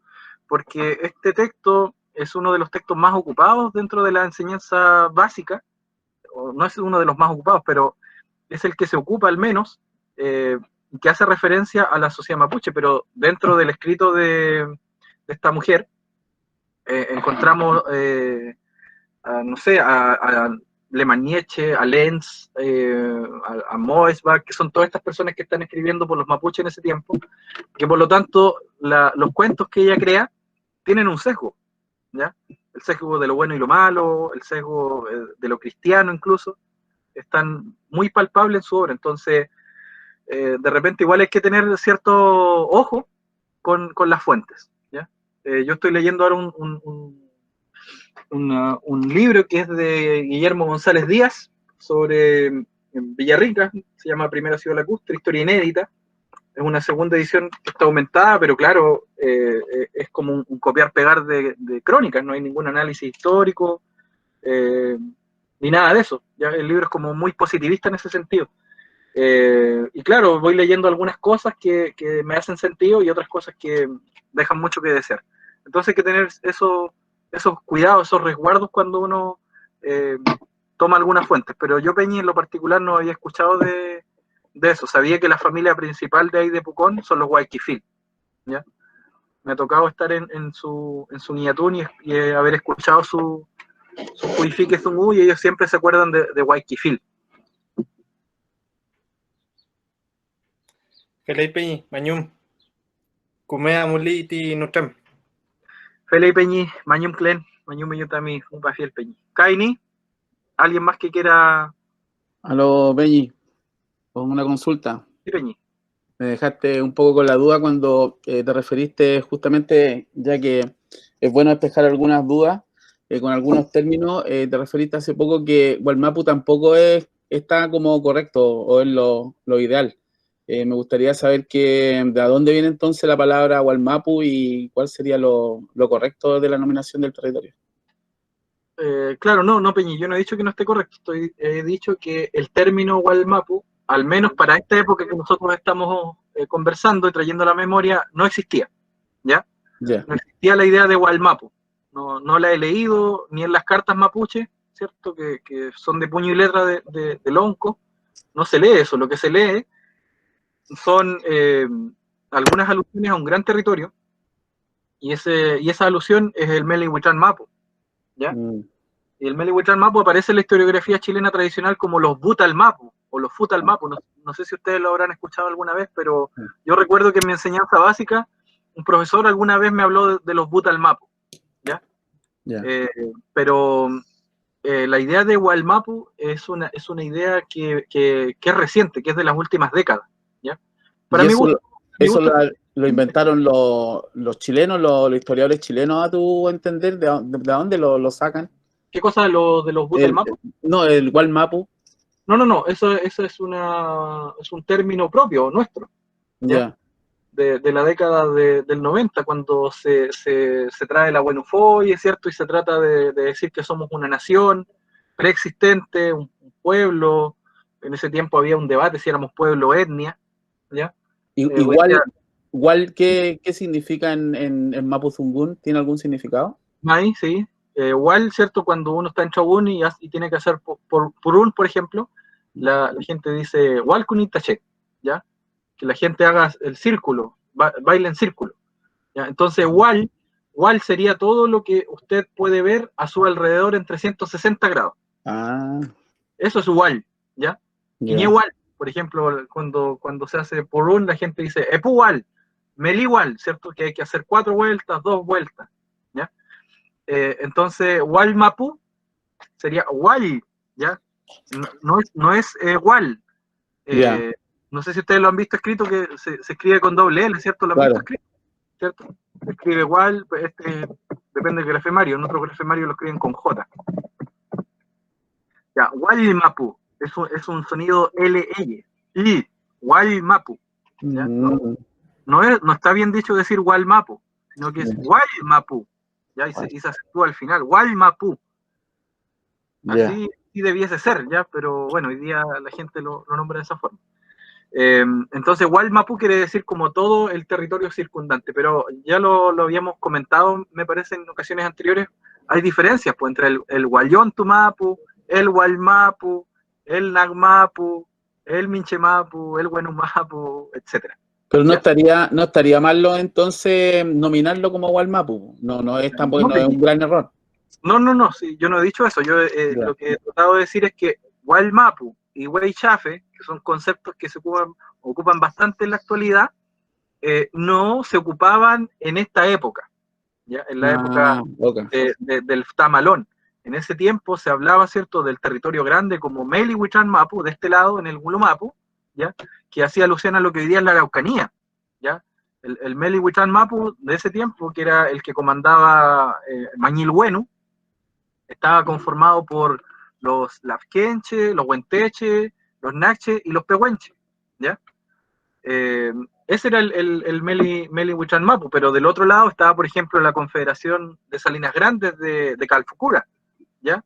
Que entendía el territorio como una confederación. Miren lo interesante de los conceptos, ¿ya?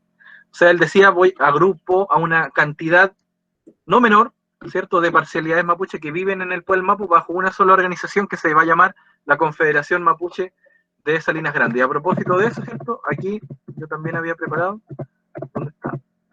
Aquí está. Un poco lo que sucedía al otro lado en el Pueblo Mapu, ¿cierto?, mediante una cronología de Calfucura. Y ahí está el sello de Calfucura, ¿ya? General Juan Calfucura, Salinas Grandes. Eso, Peñi, pero no estoy diciendo que hablar de Gualmapu o hablar de Weichafe esté mal, sino que estamos tratando de decir que son conceptos que se utilizan en la actualidad como para hacer referencia al territorio y a esta persona que se dedica, digamos, a la resistencia.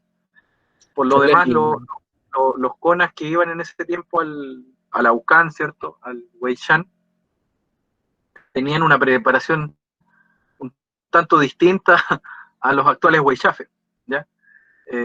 Eran personas muy espirituales, que, como yo les decía, o sea, aquí habían órdenes militares al interior del ejército mapuche, habían familias, linajes, que de manera centenaria se habían dedicado al perfeccionar el arte de la guerra. Yo ya les anunciaba que el ejército mapuche del siglo XIX está compuesto al menos por una infantería, ¿ya? De hombres que van provistos de riñi, de huayqui, de lanzas largas, ¿ya? Por lo tanto eran personas que sabían de esgrima de lanza, con huayqui, y aquí podemos ver algunas fotografías de la época, algunos ejercicios, ¿cierto?, de huayquitún. Otros iban provistos de boleadoras, se cuenta, ¿cierto?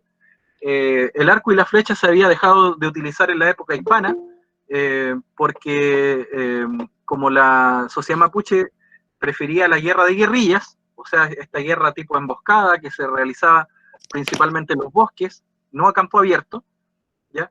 Había hecho que el uso del arco y la flecha no fueran efectivos, y después con la utilización de los caballos se veía mejor, ¿cierto?, que el uso de la lanza larga era mejor para las embestidas de caballería que el arco y la flecha, y por eso se dejó de utilizar. Entonces tenemos un ejército que está compuesto por una caballería ligera, ya hombres bien montados, dicen las fuentes. Los caballos mapuche, la caballería mapuche, era bastante superior a la caballería criolla de la época. Eran animales que no se extenuaban tan fácil, no se cansaban tan fácil, fácilmente podían recorrer varias leguas en un día, sin tomar agua, ¿ya? Eran otros animales, los oficiales que escribieron sobre eso, que estuvieron en estas partidas militares, dicen que eran animales formidables, el caballo mapuche, ¿ya?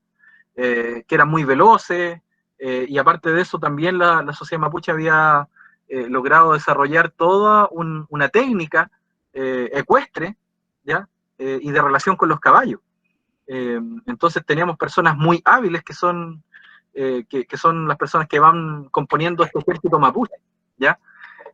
Y también tenemos en algunos casos mapuches que van provistos de armas de fuego, pero lo que se puede leer, por ejemplo, de Bengoa, ¿ya? Bengoa es interesante porque también va entregando algunos detalles en torno a esto, y él dice de que el ejército mapuche habría tenido una tradición militar de larga data, muy honorable en el campo de batalla, y que esta tradición militar, o esta forma de hacer la guerra, esta ideología de la guerra, fue la que le jugó una mala pasada frente a los ejércitos de Chile y Argentina, que habían modernizado su armamento, y con la guerra del salitre, ¿cierto?, esa modernización se llevó a todo el ejército. Pero hacia 1860, 1850, 1840, las armas que tenía el ejército de ambos lados de la cordillera no eran tan eficaces. Por lo tanto, la guerra que había desarrollado el ejército mapuche era principalmente una guerra cuerpo a cuerpo. Y las órdenes mapuches militares de la época funcionaban algo así como los samuráis, ya para que se hagan una idea.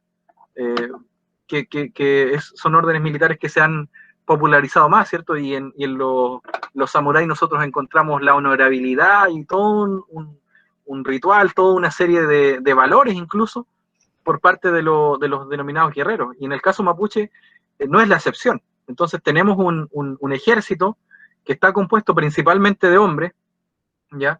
El ejército mapuche hispano es un ejército que se compone de hombres y de mujeres, pero los ejércitos mapuches que repelen los ataques, principalmente en esta época con Chile y Argentina, están compuestas por hombres jóvenes, ¿ya? Por eso se llaman CONA. Todas las fuentes hablan de los CONA, ¿ya? Tati pulmen, fei tañi CONA en, ¿ya? Tati pulonco, pu toki, fei tañi pu CONA en, kumeke CONA, ñe en, piquita che, ¿ya?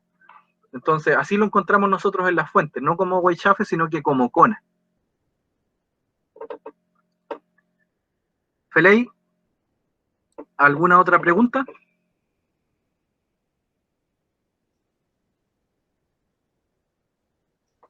¿Quedó claro, cierto, el fin de este encham? ¿Ya? ¿Por qué para nosotros es importante el Tamalón de 1881? Porque, como les digo, evidencia una orgánica mapuche bien compleja, bien constituida, evidencia un ejército mapuche, ¿ya? Por eso es que algunas personas, algunos estudiosos se han atrevido a hablar, ya lo decíamos más temprano en otro Nucham, se han atrevido a hablar de un protoestado mapuche en el siglo XIX. En el siglo XIX se conforman todos los estados que nosotros conocemos en la actualidad. Para esa época habían ciertos requisitos que se debían tener para formar estados, ¿ya?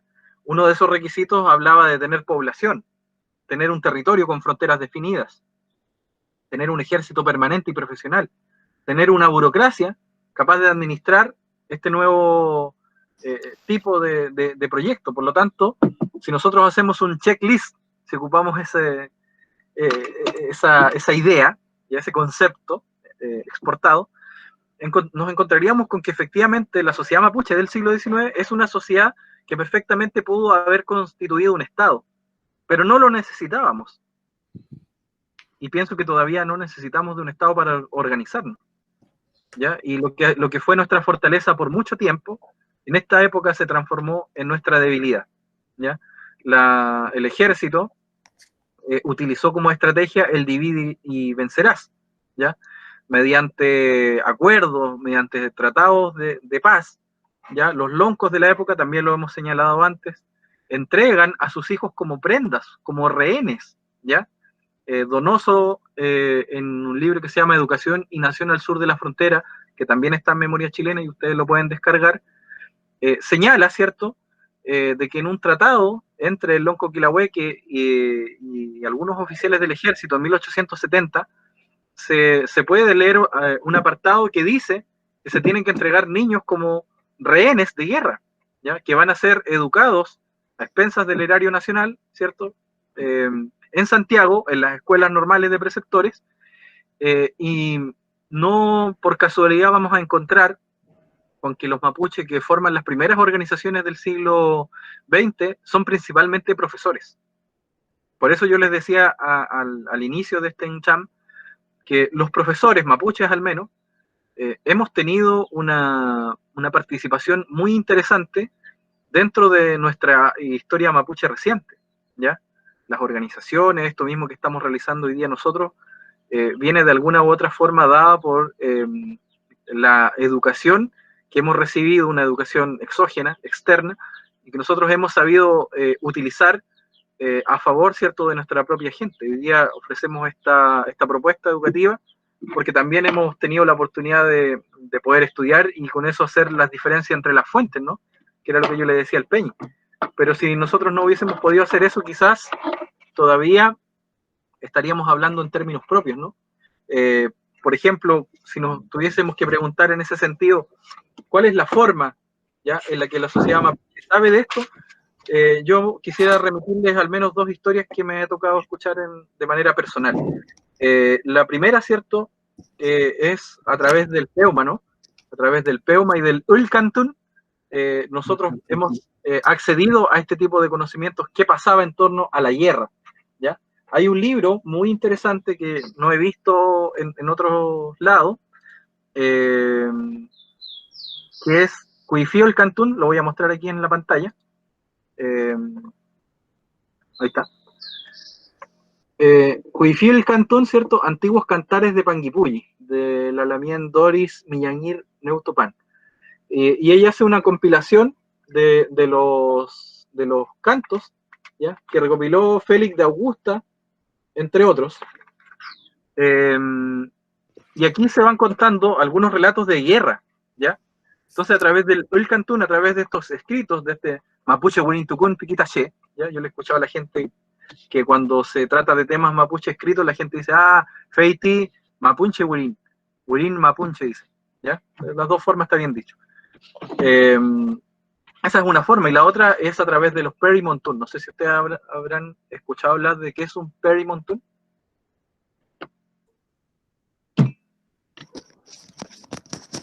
Algunos lo relacionan con la brujería. No, fetichismo uno. No. Entonces, miren, hace tiempo me tocó ir a la zona, al loft de Guane, ¿ya?, que queda en las alturas de Malalhue, entre Lanco y Panguipulli. Conocí a un Peñi, a un Chuchuca Camañ, de ahí de ese Ñatúe, y el Peñi me hizo una chuchuca, ¿ya? Le pedí que me hiciera una chuchuca cuifí, ¿ya? Entonces lo fuimos a visitar, yo fui a buscar mi chuchuca, fuimos a hacer el ngcham, a hacer el chalín allá al Peñi, para traer el ayecahue, y estaba su tía en la casa de este Peñi, Peñi Martín. Y Peñi Martín, ¿cierto? Venía volviendo ese día, antes de que nosotros llegáramos a su casa, de un chabún que se había hecho ahí en el Ñatúe de ellos. Y la papay, tuve la oportunidad de escuchar este ngcham. Ella habló de un Perimontún que vino a hablar de la guerra. Un Perimontún son lo que nosotros podríamos definir en Wincazumun como visiones, ¿ya? Pero no es cualquier visión. Y esta visión va a depender del lugar donde se dé. Pueden ser una visión individual o visiones colectivas, ¿ya? El chachay Florencio Manquilev, que tiene un programa que se llama Lafkenta Ñidungu, que yo también se los recomiendo, que está en YouTube, habla de los Perimontún y dice que estas son conexiones espirituales muy profundas que puede tener una persona o un territorio o un grupo de personas, ¿cierto? En donde estos Perimontún, que son Newen, dice él, son Newen que se manifiestan, son tan poderosos los Newen que se pueden llegar a manifestar de manera física e interactuar con las personas y con ello traerles mensajes de distinto tipo. Entonces, esta papay contaba que ese día, en el chabún que ellos estaban organizando para su ñatún de este año, diciembre, habló el lonco y se acordó de un Perimontún que había venido a visitarlos hace muchos años, cuando ese lonco era niño.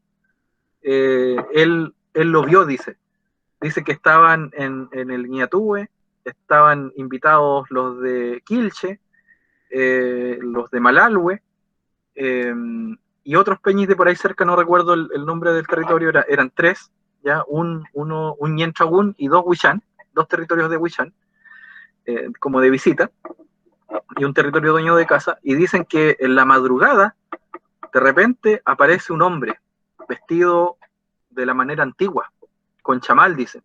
Antiguamente, no sé si ustedes sabían, pero los huentros no usaban chiripa. Ya la chiripa también es relativamente reciente. Los huentros ocupábamos el cupán también, ¿ya? Ahí podemos ver una fotografía, la que yo les presentaba al inicio en Pascual Coña, y vemos a un chachay, si ustedes se fijan, que lleva cupán. Aquí también. Si se fijan, el peñi que está sentado y el peñi que está de pie no llevan chiripa, ni pantalones, llevan cupán. No sé si se habían percatado de eso, ¿ya? Pero bueno, dice la papay que se presenta este Wenchu, Tawenchu, ya vestido a la usanza antigua, de esa forma, con cupán, pero su cupán era blanco. Y al hombre decía, no se le veía el rostro, solo se le veía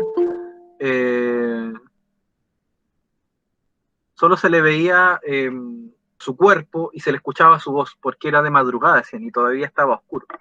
Y él vino a conversar, vino a decir que él había participado, ese Nehuen antiguo, que se transformó en Perimontún, vino a conversar que él había participado en la guerra contra los españoles, acompañando a Calfulicán, que él había sido inalonco de Calfulicán, y les traía un mensaje a las personas de ese nieto.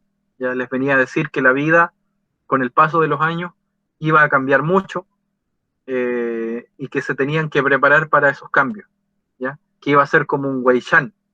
Y por eso él venía a conversarle solemnemente a ese grupo de personas, y dice que todos lo vieron, que estaban durmiendo las personas, y los sargentos rápidamente despertaron a las personas, y ahí este Perimontún trajo, entre otras cosas que no les voy a contar porque son de ahí del territorio, trajo otros mensajes, ¿ya? Y eso es lo que me contó esta Papay, que tuve oportunidad de visitar ahí en Guane. ¿Se fijan? Entonces, ese Kimun, esa forma de comprender el territorio y nuestra relación con la historia, no es un texto que tiene principio y que tiene fin, sino que es algo vivo, ¿ya? Es algo que permanentemente se da, pero si nosotros queremos saber de ese Incham, tenemos que acercarnos a los chaqueche, tenemos que hacer Incham con las personas que sepan de esto, ¿ya? Ahí también aparecen otros elementos importantes de considerar dentro de este contexto de Ftamalón, que son los chenchen. No sé si ustedes han escuchado hablar de los chenchen, ¿ya? En varios territorios hay chenchen, en el nuestro también hay, y a mí me tocó hablar hace un tiempo con el lonco Manuel Reinahuel de ahí de Trafún. Y yo le pregunté si había chenchen ahí, él me cuenta que sí, me dice, mulí chenchen, y ahí me cuenta que sus antiguos se habían resguardado de la guerra con los argentinos y los chilenos en ese chenchen. Entonces el Peñi me dijo, y gracias a eso, Peñi dijo, yo sobreviví, mi abuela me contaba, y gracias a eso yo puedo estar vivo hoy día contándole, Peñi me dijo, y me indicó dónde era el chenchen. Y me dijo, Feitichi Winkul, Nita Monien, Cuifique Monien, Feimu, Chenchen Piñitache, Chenchen Piñelú. Entonces él me decía, no es cualquier Winkul, no es cualquier mahuiza, sino que es una mahuiza que tiene Monien, que tiene Nehuen, ¿ya? Que tiene vida. Y por eso la gente antigua se resguardaba en estos chenchen, que son territorios de difícil acceso, ¿ya? Para alguien que no los conoce, y ahí se resguardaba la gente. Yo les contaba en ocasiones anteriores de, por ejemplo, Yongahue, que hoy día le llaman, que queda en las cercanías de Panguipulli, en la ruta que va entre Panguipulli y Coñaripe, pero ese territorio no se llama Yongahue, se llamaría Ñomñahue, ¿ya? También me tocó conversar con la papá de apellido Cachicura, ¿ya? Ella vive ahí en donde está hay una central de paso ahí en él, Palmenia Cachicura se llama la papá, y me tocó conversar con ella, y ella me decía que su chavo le contaba que el lugar no se llama Yongahue, sino que se llamaría Ñomñahue, ¿ya? Para quienes saben Mapuzungún sabrán que Yom es esconder, y Ñahue es hija. Entonces era un lugar donde se refugiaba la gente, ¿ya? Donde los hombres dejaban a las mujeres, a los niños, a los ancianos, y los hombres se iban, ¿cierto?, a defender el territorio. Felei, Pupeñi, Sella, Cachen Piafun, ¿qué más les puedo decir? Más que agradecerles por su tiempo, ¿cierto? Y bueno, si es que no hay más